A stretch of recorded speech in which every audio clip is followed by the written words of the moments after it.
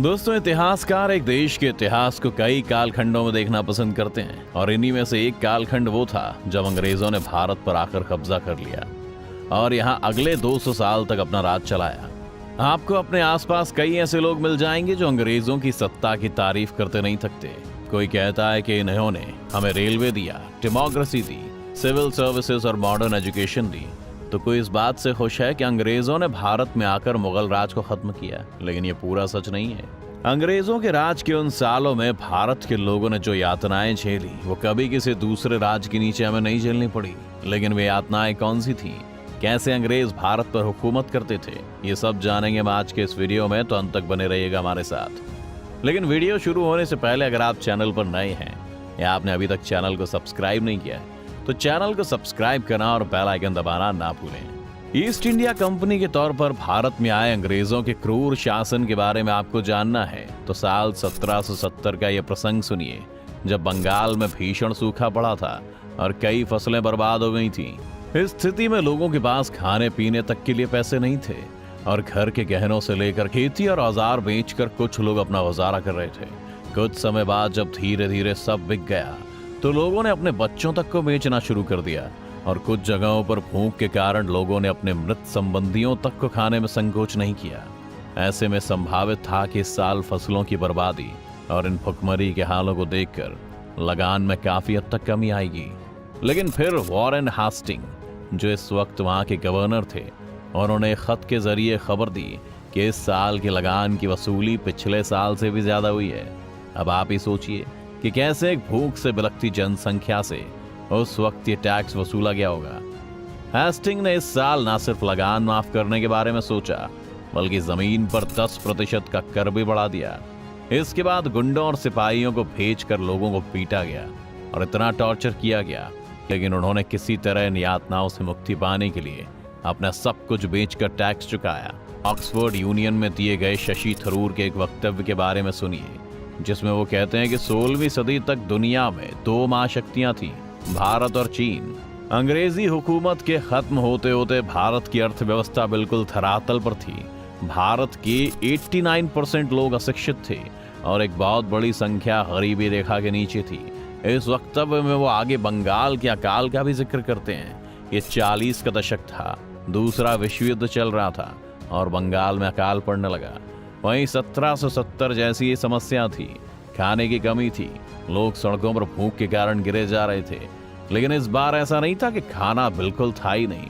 अंग्रेजी सरकार ने बहुत सा अनाज विश्व युद्ध में लड़ रहे सिपाहियों के लिए बफर के तौर पर रखा था, जिसे किसी इमरजेंसी में इस्तेमाल किया जा सकता है। लेकिन लंदन में बैठे ब्रिटिश प्रधानमंत्री विंस्टन चर्चिल को बंगाल में लोगों का मरना एक इमरजेंसी सिचुएशन नहीं लगी।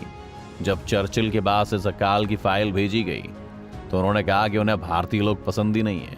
वो भारतीयों को ऐसी निचली नस्ल के खरगोश कहते हैं जो हमेशा बच्चे ही पैदा करते रहते हैं।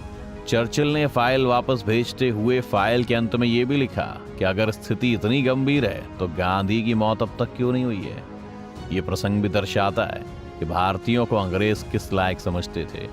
ब्रिटिश ऑफिसर्स के सख्त निर्देश थे कि वो अपने यहाँ काम कर रहे भारतीय नौकरों की तनख्वाह ना बढ़ाएं। नौकर रखने का शौक भी अंग्रेजों को भारतीय नवाबों को देखकर आया, जिनसे वो हमेशा इम्प्रेस्ड रहते थे। और फिर जब उनका कब्जा यहाँ हुआ तो उन्होंने भी कई नौकर रखकर खुद को इन नवाबों जैसा जीवन देने की कोशिश की। उस वक्त के कई विवरण बताते हैं कि एक अंग्रेज ऑफिसर की रैंक को देखते हुए उसके पास 2 से 3 नौकरों से लेकर 50 से 100 नौकर तक भी हुआ करते थे, जिनमें भी जाति के आधार पर काम सौंपा जाता था। अंग्रेजों के बारे में जो दूसरी बड़ी भ्रामक बात है वो ये है कि उन्होंने जाति प्रथा को खत्म करने का प्रयास किया, जबकि ऐसा नहीं था। वो इस व्यवस्था से काफी खुश थे और ज्यादातर उनके नौकर भी वही काम किया करते थे जो जाति के आधार पर उनके समुदाय को करने के लिए कहा गया। इन नौकरों को लेकर जो अंग्रेजों की उत्सुकता थी उसे एक वक्त के चित्र में कुछ यूं दर्शाया गया है कि एक अंग्रेज एक टॉयलेट सीट पर बैठा है और एक नाई उसके पीछे उसके बाल और नाखून काटने के लिए तैयार खड़ा है। एक खानसामा उस अंग्रेज को वहीं पर चाय दे रहा है और एक व्यक्ति उस अंग्रेज के पैर दबा रहा है। अंग्रेजों को दुनिया भर में रेसिज्म, ये नस्ल भेद फैलाने का भी जिम्मेदार माना जाता रहा है। उन्होंने भारत में भी इसको प्रथा का काफी इस्तेमाल किया। अंग्रेजों ने यहाँ रहते हुए भी कई भारतीय महिलाओं से शारीरिक संबंध बनाए, लेकिन उनकी संतानों को बहुत वक्त तक पिता की प्रॉपर्टी में कोई हिस्सा नहीं दिया। दूसरी तरफ अंग्रेज पिताओं को ये सलाह दी जाती थी कि वो अपनी बेटियों को भारतीय पुरुषों के पास ना जाने दें, क्योंकि वे अंग्रेजों से नीची नस्ल के हैं। एक बार तो ब्रिटिश इंडियन आर्मी में रिक्रूटमेंट के लिए प्योर रेस का होना आवश्यक कर दिया गया था। प्योर रेस यानी आप चाहे पूरी तरह से भारतीय हो या पूरी तरह से अंग्रेज हो तो ही भारतीय सेना में आ सकते हैं। जो आधे अंग्रेज और आधे भारतीय हैं, जिन्हें एंग्लो इंडियंस भी कहा जाता है, उनके लिए सेना के दरवाजे इसलिए बंद कर दिए गए थे ताकि इन इंटररेशियल संबंधों को रोका जा सके। अंग्रेजों के क्रूरता के किस्से तो कई और हैं, जैसे 1857 का वो दौर जब सेना की कुछ रेजिमेंट्स में बगावत खड़ी हो गई थी और ये आग फिर दिल्ली तक फैली। 1857 की क्रांति के बाद अंग्रेजों ने भारतीयों को शक की निगाह से देखना शुरू कर दिया था, इसलिए अगले 1.5 साल तक अंग्रेजी अफसरों को खुली छूट दे दी गई कि वह सुरक्षा के मसले पर जब चाहे जो उचित समझे वो कर सकें। इसका परिणाम ये हुआ कि कई सारे भारतीयों को यूं ही टॉर्चर किया गया। कईयों को तो चौराहे के बीच लटका कर सूली, बाकी लोगों को चेतावनी देने की भी कोशिश की गई। 1857 के गदर की एक कहानी और भी है जो शायद इतनी भयानक नहीं है क्योंकि ये मिर्जा गालिब से जुड़ी है। कहते हैं कि 1857 के गदर के बाद मुसलमानों पर दिल्ली में खास तौर पर शक किया जाने लगा और ऐसे में सभी को हाजिरी लगाई जा रही थी।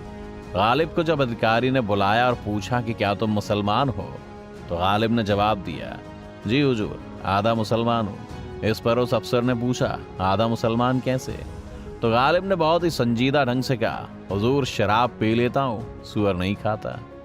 खैर, ऐसी बहुत सी कहानियां बाकी लोगों के नसीब में नहीं थी। बहादुर शाह जफर, जो उस वक्त इस क्रांति का नेतृत्व कर रहे थे, उन्हें रंगून में फांसी पर लटका दिया गया। उनके पूरे परिवार को खत्म कर दिया गया। यही अंग्रेज फिर 1919 में जलियांवाला बाग के हत्याकांड करते हैं। दोनों विश्व युद्धों में अपनी लड़ाई लड़ने के लिए लाखों की संख्या में भारतीय नौजवानों को समुद्र पार लड़ने भी भेजते हैं। ब्रिटिश शासन ने सिर्फ हमें आधिकारिक तौर पर गुलाम बनाया था, बल्कि उन्होंने इस देश की चेतना तक को भी उससे छीनने की कोशिश की थी। और हमें इतिहास कभी नहीं भूलना चाहिए। क्या आप अलग अलग ब्रिटिश वॉइसरॉयज के काल के बारे में जानना चाहेंगे? अगर हाँ तो हमें कमेंट में जरूर बताएं। उम्मीद है ये वीडियो देखकर आपको काफी कुछ जानने को मिला होगा। अगर आपको ये वीडियो पसंद आया हो तो वीडियो को जरूर लाइक करें, और अगर आप चैनल पर नए हैं या आपने अभी तक चैनल को सब्सक्राइब नहीं किया है तो चैनल को सब्सक्राइब करना और बेल आइकन दबाना ना भूलें।